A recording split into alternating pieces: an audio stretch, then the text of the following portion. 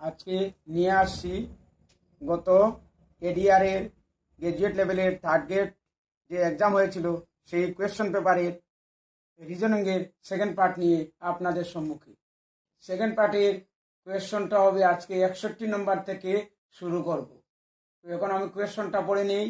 একটি ছাত্রাবাসে 120 জন ছাত্র আছে এবং 45 দিনের খাবার সরবরাহ করা হয়েছে। যদি আরো 30 জন ছাত্র ছাত্রাবাসে যোগদান করে তবে ছাত্রাবাসে মজুদ থাকা খাবারে কতদিন চলবে? এই ধরনের কোয়েশ্চন থাকলে একটা সহজ মেথডে করে নেব। প্রথমে ধরে নেব ছাত্রাবাস মানে স্টুডেন্ট, কে ধরে নেব S1 120 জন, D1 মানে কতদিনের খাদ্য ছিল 45 দিনের, এদিকে ধরে নেব S2 ছাত্র 120 জন আছে, তার সঙ্গে আরো 30 জন ছাত্র যোগ হবে, টোটাল কতজন দাঁড়ালো 150। এখানে এই খাদ্যে কতদিন চলবে? এটার ফর্মুলা হইল বাম দিক সমান ডান দিক, অর্থাৎ S1 into D1 equal to S2 into D2। S1 এর ভ্যালুটা এখানে লিখে নেব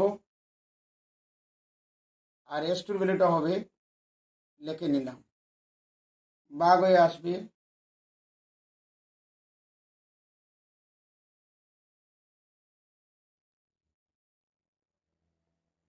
0 0 15 দিয়ে যদি 45-কে কাটি 3 15 45, 3 12 36, অর্থাৎ এটার আনসার হলো খাদ্যে চলবে 36 দিন। 36 দিন কোন অপশনে আছে? এ তে 40 দিন, বি তে 38 দিন, সি তে 36, ডি তে 32। কারেক্ট আনসারটা হলো অপশন সি। পরবর্তী কোয়েশ্চন 62। 20 মিটার দৈর্ঘ্যের একটি মই উলম্ব অবস্থায় থাকা একটি দেওয়ালকে ঝুঁকিয়ে আছে। মইটি ভূমির সঙ্গে করা কোণের পরিমাণ হলো 30 ডিগ্রি। মইটির দেওয়ালকে স্পর্শ করা বিন্দুর উচ্চতা কত? তো প্রথমে একটা ছবি এঁকে নেব। এই হলো দেওয়াল, এদিকে একটা হলো মই। মইটা ভূমির সঙ্গে, ভূমি অর্থাৎ মাটির সঙ্গে 30 ডিগ্রি কোণ করে আছে, আর মইটার দৈর্ঘ্য হলো 20 মিটার। আমাদের এটা হলো ট্রিকোনোমেট্রিক সলভ। এই ট্রিকোনোমেট্রিক সলভের কথা হলো যে কোণ দেওয়া থাকবে তার অপোজিটটা হবে আমাদের পি মানে পারপেন্ডিকুলার, আর নিচে তার নিচেরটা হবে বি বেস মানে ভূমি, আর এটা যেটা আছে এটা হবে এইচ মানে অতিভুজ। এইচ হলো হাইপোটেনিউস, বাংলায় হলো অতিভুজ। এ ধরনের কোয়েশ্চন করতে গেলে আমাদের ট্রিকোনোমেট্রির এই ফর্মুলাটা জানা দরকার। যেমন পি পড়ো বাবা, পড়ো, না পড়িলে হায় হায় বলিবে। এতে প্রথমটাকে আমরা ধরে নেব সাইন, পরেরটাকে ধরে নেব কস, এর পরেরটাকে টেন। তো এখন প্রশ্ন থেকে বুঝতে হবে পি বাই এইচ ধরবো না বি বাই এইচ ধরবো না পি বাই বি ধরবো। তো প্রথমে আমার এইচ দেওয়া আছে, পি বের করতে হবে মানে দেওয়ালের উচ্চতা। এইচ যখন বের করতে হবে তখন পি আর এইচ এর মধ্যে সম্পর্কটা আমার জানতে হবে।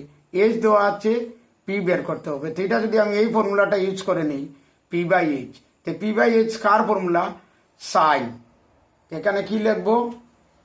সাইন 30 ডিগ্রি, আর পি বাই এইচ ফর্মুলাটা লিখে নেব।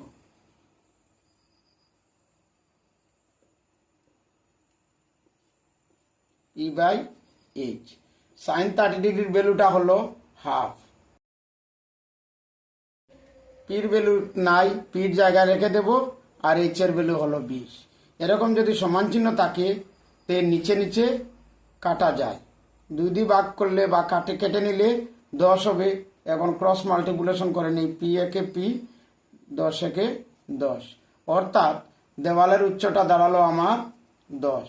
এখন দেখতে হবে কোন অপশনে 10 আছে। এ অপশনে আছে 10, কারেক্ট আনসার হলো অপশন এ। যদি এইটার বুঝতে অসুবিধা হয় আমার প্লে লিস্টে গিয়ে ট্রিকোনোমেট্রির কিছু অঙ্ক দেওয়া আছে, সেখানে দেখে নিতে পারেন। 63 নম্বর। একটি চাকা 100 বার আবর্তন মানে ঘুরলে 22 কিলোমিটার দূরত্ব অতিক্রম করে। চাকাটির ব্যাসার্ধ কত? প্রথমে কি করব, 1000 বার গুললে কত কিলোমিটার যায়? 22 কিলোমিটার। উপরে নিব 22 কিলোমিটার আর নিচে লিখবো 1000। কেন 1000 লিখবো? মানে একবার গুললে কতটুকু যায় দূরত্ব, এটা কি দেওয়া? কিলোমিটার। তো প্রথমে আমার কিলোমিটারকে মিটারে নিতে হবে। কিলোমিটারকে মিটারে নিতে 1000 দিয়ে পূরণ করতে হয়, কারণ 1 কিলোমিটার সমান 1000 মিটার। 0 22 মিটার, মানে চাকায় একবার ঘুরলে 22 মিটার যায়। এখন চাকার ব্যাসার্ধ বের করতে হবে। এটার ফর্মুলা হলো চাকার পরিধি।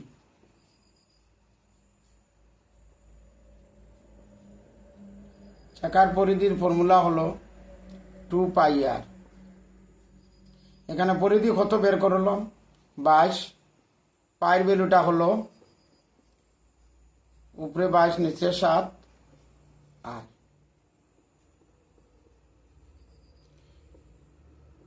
এই দুইটা এদিকে আসলে ভাগ হবে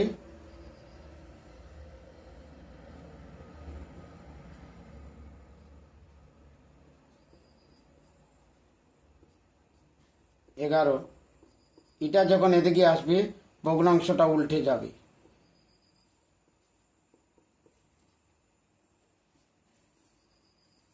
7/2। তো 2 দিয়ে যদি 7কে ভাগ করি কত দাঁড়াবে? 3.5। আর মানে ব্যাসার্ধ, আর ব্যাসার্ধর ইংরাজিটা হলো রেডিয়াস, তাই রেডিয়াসের প্রথম অক্ষর আমরা আর ব্যবহার করি। এখানে দেখা যাক 4টা অপশন দেওয়া আছে, এ 4.5, বি 2.1, সি 2.8 আর ডি হলো 3.5। এটার কারেক্ট আনসার হলো অপশন ডি। একটি স্কুলে 10 জন শিক্ষক আছেন। একজন অবসর গ্রহণ করেছেন এবং অবিলম্বে 25 বছরের বয়সের একজন নতুন শিক্ষক যোগদান করেছে। ফলস্বরূপ শিক্ষকদের গড় বয়স 30 বছর হ্রাস পায়। অবসরপ্রাপ্ত শিক্ষকের বয়স কত ছিল? তো এখানে প্রশ্ন হলো 10 জন শিক্ষক ছিলেন, একজন রিটায়ার্ড হয়ে গেছেন, তার জায়গা তৎক্ষণাৎ 25 বছর একজন নতুন শিক্ষক যোগদান করেছে। করার পরে 3 বছর গড় বয়স 3 বছর হ্রাস পেয়েছে। এখন যে রিটায়ার্ড হয়েছেন তার বয়স কত ছিল? এটা সহজ উত্তর। কতজন রিটায়ার্ড হয়েছেন? 10 জন। কত বছর করে হ্রাস পেয়েছে? 3 বছর করে। কত হলো? 30 বছর। আর নতুন ছাত্র কত বছরের? 25 বছর। এই দুটোটা যোগ করে নিই। তখন যে রিটায়ার্ড হয়েছেন তার বয়স কত ছিল? 55 বছর। এখানে option A 55, B 65, C 58, D 60। এটার কারেক্ট আনসার হলো অপশন এ 55। 65 নম্বর, 720 জন বিদ্যার্থী থাকা একটি স্কুলে ছেলে মেয়ের অনুপাত দেওয়া আছে 7:5। ছেলে এবং মেয়ের অনুপাত কত? অনুপাত 1:1 হবে, মানে সমান সমান হবে। আর কতজন মেয়ে ভর্তি হতে হবে?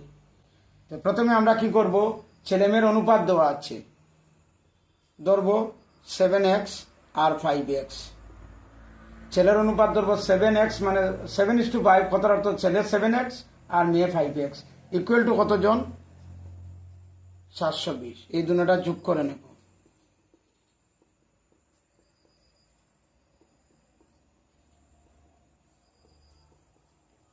বারো এখানে পূরণ হয়ে আছে, এদিকে এলে ভাগ হবে 60, মানে 100 ভ্যালুটা দাঁড়ালো 60। এখন ছেলে কতজন? ছেলে হলো 7x, 7 × 60 720, আর মেয়ে 5x, 5 × 60 মানে 300। ছেলে মেয়ে যদি 1:1, কথার অর্থ হলো ছেলে এবং মেয়ে সমান সমান হতে হবে। ছেলে আছে 420 আর মেয়ে আছে 300। এখন আর কতজন মেয়ে ভর্তি হতে হবে? এটা সঠিক উত্তরটা হবে, আনসার দিয়ে আমি দেখিয়ে দিই। 420 থেকে যদি আমি 300 মাইনাস করে নিই তো দাঁড়াবে 120। 120 কারেক্ট আনসারটা হলো অপশন বি, হচ্ছে 66। স্বামী 1 টাকা এবং 50 পয়সা মুদ্রায় 2:3 অনুপাতে 35 টাকা জমা করেছে। এখন 50 পয়সার মুদ্রার সংখ্যা কতটা। তো এই ধরনের একটা আছে টাকায় দেওয়া, একটা আছে পয়সায় দেওয়া। আমার কি করতে হবে, দুটোটাকে আমার ছোটটাতে কনভার্ট করতে হবে, অর্থাৎ টাকাটাকে আমি পয়সা নিতে হবে। এবং তার অনুপাত দেওয়া আছে 2:3, মানে আমি ধরে নেব 1 টাকার 2x আর 50 পয়সার 3x।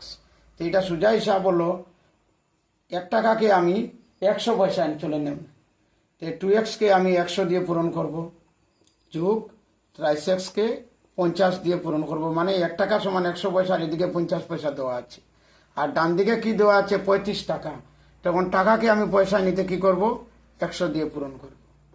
এদিকে হলো 200x, এদিকে হলো 150x, এদিকে হলো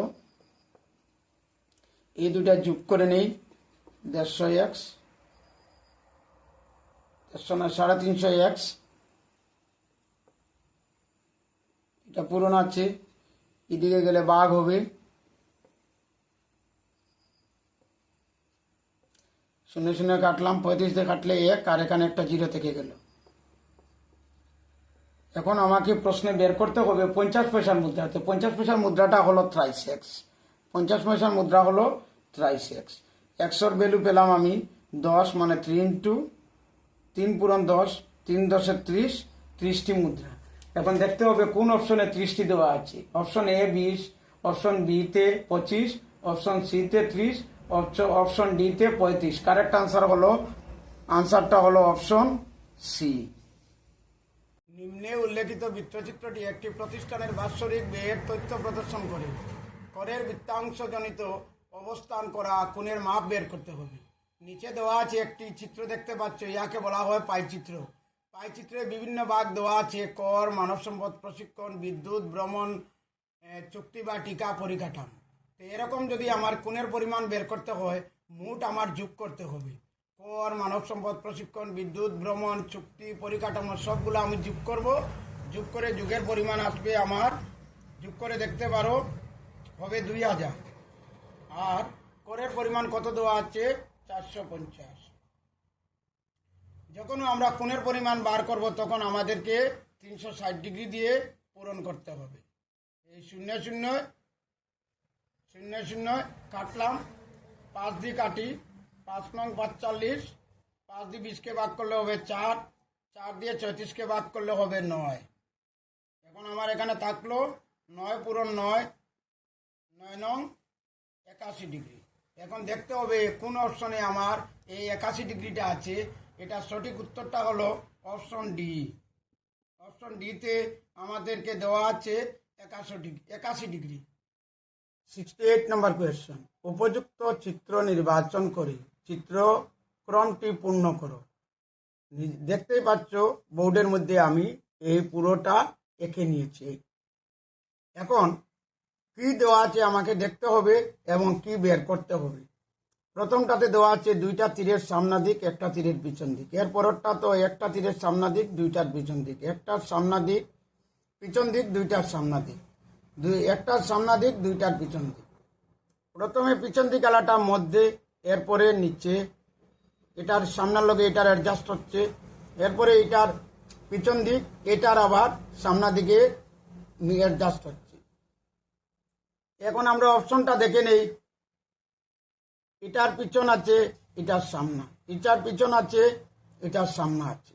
এটার লগে অ্যাডজাস্ট হবে অপশন এ, কারণ এটার পিছন দিক আছে। আর বাকি সবটি উল্টো দিকে দেওয়া, আর এটা সবটি ডান দিকে দেওয়া, সামনে দিকে দেওয়া। তাই আমাদের মধ্যে কারেক্ট আনসারটি হবে অপশন এ, এটার কারেক্ট আনসার। 69 কোয়েশ্চন, এটা বক্সের মতো দেওয়া আছে, আমি বোর্ডে ভালো করে বুঝিয়ে দিই।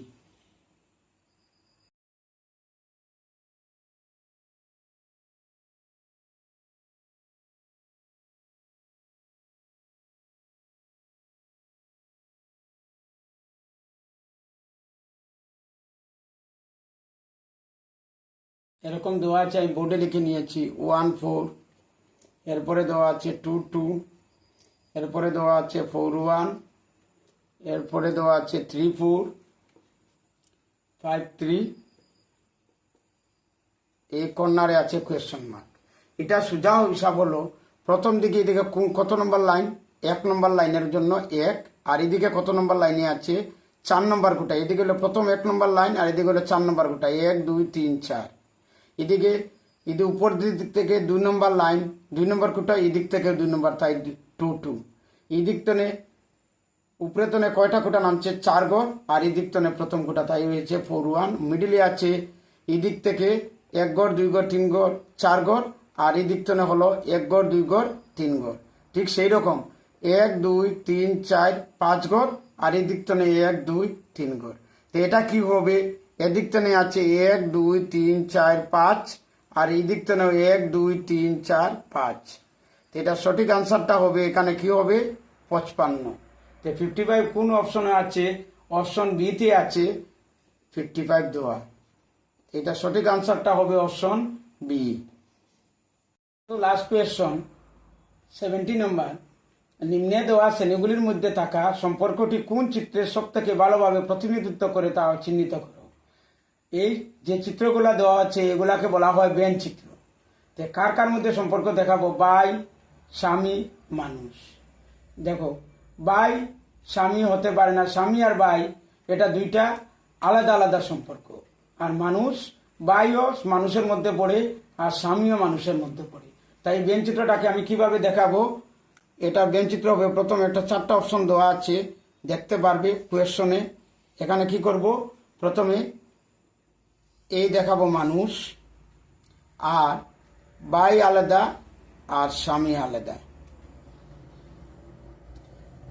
কারণ ভাই আর স্বামী উভয়ই মানুষ, তাই এই সার্কুলের মধ্যে। এটার কারেক্ট আনসার দাঁড়াবে অপশন ডি।